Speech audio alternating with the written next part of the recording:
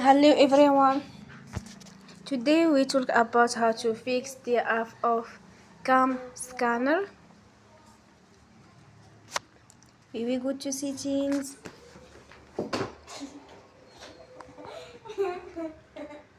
Then we click on apps.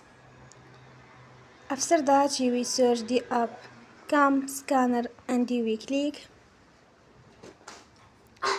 Then you will on for stop. After that we go to storage. Then we click on clear cache. We go to Play Store and you will update your app.